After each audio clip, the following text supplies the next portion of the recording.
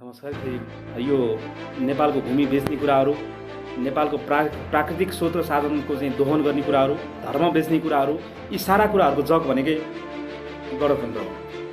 त्यसकारणले जुन विदेशी लगानीमा जसरी नेताहरू अहिले गणतन्त्रका मतियारहरू भएका छन्, गणतन्त्र चाहिँ नेपालका राष्ट्रपति भएका छन्, प्रधानमन्त्री भएका छन्, तर यिनीहरूले देश र जनतालाई के दिए? आज नेपाली जनताले पाए चाहिँ के? म त्यो क्वेसन मार्क गर्न चाहन्छु। आज राजा हटाएर के पाउला भनेर निस्किने, सडकमा निस्किने ती चाहिँ नबुझिकन निस्केका चाहिँ हाम्रा आदरणीय नेपाली जनसमुदायहरूलाई 62-63को आन्दोलनमा तपाईँहरू किन निस्किने भयो? के आन्दोलनको चाहिँ उद्देश्य के थियो? के प्राप्त भयो? त्यो क्वेसन म गर्न चाहन्छु यहाँलाई।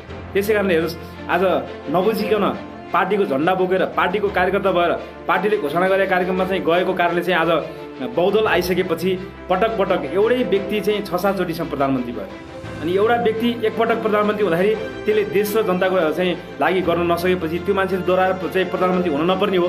तर पनि नेपाली जनतालाई चाहिँ एउटा चाहिँ केही पापा देखाइयो, त्यो पापाको लोभमा नेपाली जनताहरू लागे, भोको पेटको चाहिँ लागि नेपाली जनताहरू लागे पार्टीमा।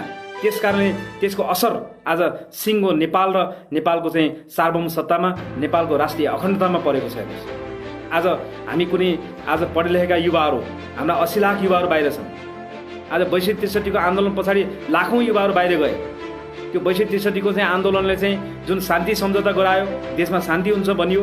अब देशले चाहिँ अब राजा हटाएमा अब हामी चाहिँ यो देशलाई चाहिँ स्विजरल्यान्ड बनाउँछौँ भने आए चाहिँ नेपाल कहाँ पुग्यो? हिजो महेन्द्र राजाले चाहिँ राज संस्थाको पालामा भएका जति विकास यिनीहरूले कहाँ के बनाए? कल कारखाना, उद्योग धन्दा नयाँ कहाँ के बनाए यिनीहरूले?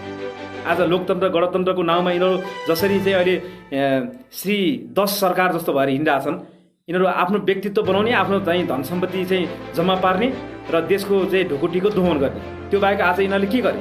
म त्यो क्वेसनमा तमाम नेपाली जनतालाई भन्न चाहन्छु।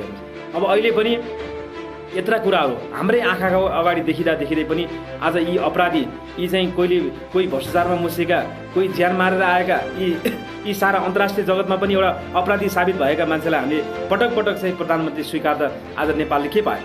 त्यस कारण हेर्नुहोस्, नेपालको चाहिँ एउटा सौन्दर्य र चाहिँ नेपालको राष्ट्रिय एकताको प्रतीक भनेको राज संस्था मात्रै हुनसक्छ। राज संस्थाको नेतृत्व नहुँदा आज नेपाल जस्तो छैन। त्यो महसुस हामीले गरेका छैनौँ। त्यसै कारणले यी सारा कुराहरू हामीले तपाईँहरूलाई पटक पटक बुझिरहेका छौँ। पार्टीको झन्डा छोड्नुहोस्, नेपाल झन्डा बोक्नुहोस्। यो देशको राष्ट्रिय स्वाधीनताको लागि, यो देशको राष्ट्रिय अखण्डताको लागि आउनु सडकमा हामी भन्न चाहन्छौँ। हाम्रो चाहिँ अहिले यो सामाजिक सञ्जाल र फेसबुक, युट्युबले चाहिँ धेरै नयाँ चाहिँ हाम्रा युवा क्षमतावान चाहिँ सामाजिक अभियन्ताहरू जन्माएको छ। म उहाँहरूलाई क्वेसन गर्न चाहन्छु, एक-एकवटा विषयमा आन्दोलन गरेर मात्रै हुन्छ? आज तपाईँले भ्रष्टाचारको विषयमा आन्दोलन गर्नुहोला, तर यो भ्रष्टाचारको जग भनेकै गणतन्त्र हो, नेतातन्त्र हो। यी देशमा नेतातन्त्र गनाएको छ। आज त्यस विषयमा तपाईँहरू किन बोल्नुहुन्न? कुनै पार्टीको एउटा चाहिँ नेताको विषयमा विरोध गरेर चाहिँ हामी चर्चा कमाउनु भन्दा नि जुन यो व्यवस्था नै गलत छ, यो गणतन्त्र भन्ने व्यवस्थै गलत छ।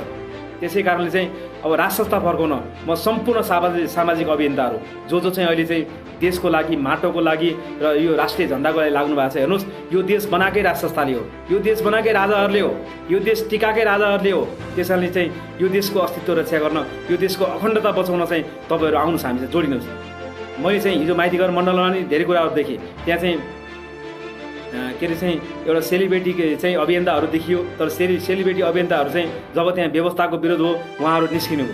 किनकि आज राजाले चाहिँ उहाँहरूको चाहिँ क्षमतालाई त छेक्नुहुन्न। राजा नहुँदा यो देश टुरो भएको छ भन्ने कुरा उहाँले पनि बुझ्नु भएको छ। त्यस कारण चाहिँ नडराइकन, नलजाइकन, नभागिकन राज संस्था चाहियो भन्नुहोस्, नेपालको झन्डा बोक्नुहोस्, आउनुहोस्। राज संस्था हामी सबैको साझा। राज संस्था हाम्रो मात्रै पनि हो। राज संस्था 3 करोड नेपाली जनताको आस्था। त्यो राज संस्था पुनर्स्थापना गर्न दिनदाको रूपमा लाग्न अब पनि नगरे कहिले गर्ने? सधैँभरि हामी चाहिँ घुमरो बाटोबाट राज संस्था ल्याउँछु भनेर जनतालाई झुकाउने, राष्ट्रवादको कुरा पनि पछि राज संस्था आउँछ भनेर जनतालाई झुकाउने काम छोड्नुहोस्। हिन्दू राष्ट्रको कुरा पनि पछि राज संस्था आउँछ भनेर जनतालाई झुकाउने काम छोड्नुहोस्। त्यसैले हामी हेर्नुहोस्, प्रष्ट रूपमा नेपाली जनतालाई बुझाएर गणतन्त्र फालेर राज संस्था फर्काउन चाहन्छु। र हुन त अहिले त चाहिँ करोडौँ नेपाली जनताले बुझ्नु भएको छ राज संस्थाको महत्त्व। आज राज संस्था नहुँदा आज हामी कति टुरा भएका छौँ, राज संस्थाको अभाव कति खड्किएको छ। त्यस कारणले चाहिँ त्यो अभाव खड्केर महसुस गरेर मात्रै भएन, अब हामीले चाहिँ जनताको तागतले नेपालमा राज संस्था पुनर्स्थापना गर्नुपर्छ। त्यसको लागि चाहिँ अब सडक सङ्घर्षको तयारी हामीले गरिसकेका छौँ। नेपाली जनताको तागत जहिले निक्लिन्छ तहिले राष्ट्र थपरिन्छ भनेर हामीले पटक पटक भनेका छौँ। किनकि हेर्नुहोस् आज हामी 2-400 2-4 हजारले मात्रै होइन, यहाँ लाखौँको सङ्ख्यामा नेपालको झन्डा बोकेर नेता विरुद्ध, यो व्यवस्था गणतन्त्र विरुद्ध, भ्रष्टाचार यी सारा चाहिँ को जग विरुद्ध चाहिँ हामीले आन्दोलन गरेर राष्ट्र पुनर्स्थापना गर्नुपर्छ। त्यसको लागि भोलि नैबाट आन्दोलन सुरु गरौँ। हेर्नुहोस्, किनकि नेपाली जनताले चाह्यो भने चाँडोभन्दा चाँडो व्यवस्था परिवर्तन हुन्छ, राष्ट्रता फर्किन्छ र यो नेपाल र नेपालको माटो र नेपालीले चाहिँ सुखको सास फेर्न पाउँदैछ। र यति भन्दै हेर्नुहोस्, अब यो भोलि जुन हाम्रो हुँदैछ शुक्रबार, भोलि शुक्रबार 11 बजे एमसिसी विरुद्धको चाहिँ ऐतिहासिक चाहिँ विरोध सभामा बिजी महल अगाडि, गङ्गबुको बिजी महल अगाडि जसले मलाई हेर्नु भएको छ, सुन्नु भएको छ, जसले थाहा पाउनु भएको छ, उहाँहरू चाहिँ निर्धक्कसँग देशको लागि म देशको लागि उभिन्छु भनेर आउनु होला। किन भन्दाखेरि अहिले यो चाहिँ कोरोनाको महामारीको कारण पनि कतिपय मान्छेहरू निस्किन सक्नुहुन्न। कोरोनाबाट चाहिँ आफूलाई सचेत बनाऊ, अलिकति सामाजिक दूरी कायम गर्दै कोरोनाबाट आफै सचेत भएर आफै बच्ने हो। यो नेपाल सरकारले, यो ओली सरकारले अब नेपाली जनतालाई बचाउन सक्दैन। त्यस कारणले यो कोरोना पनि पहिला चाहिँ हाबुजी जस्तो चाहिँ कोरोना लाग्ने बित्तिकै मान्छे मरिहाल्छ भन्ने एक किसिमको भ्रम छरिएको थियो। आखिर वास्तवमा त्यो होइन रहेछ। कोरोना नेपालमा एकदम कमजोर रोग भएर आएको छ। त्यस कारणले अब यो कोरोनाबाट चाहिँ नआत्तिन, नडराउन म अलि आत्मबल उच्च राखेर चाहिँ अगाडि बढ्न तमाम नेपाली जनतालाई म आग्रह गर्न चाहन्छु। यो आफै सेल्फ क्वारेन्टाइन बस्ने र आफै सचेत हुने र यो ओली सरकारले जसरी हामीलाई अहिले घरमा थुनिया छ, अब यो हामी सधैँभरि थुनिएर बस्न सक्दैनौँ। किनकि आज दैनिक मजदुरी गरेर चाहिँ खाने मान्छेहरू, दैनिक व्यापार व्यवसाय गरेर खाने मान्छेहरूको अस्तव्यस्त भएको छ।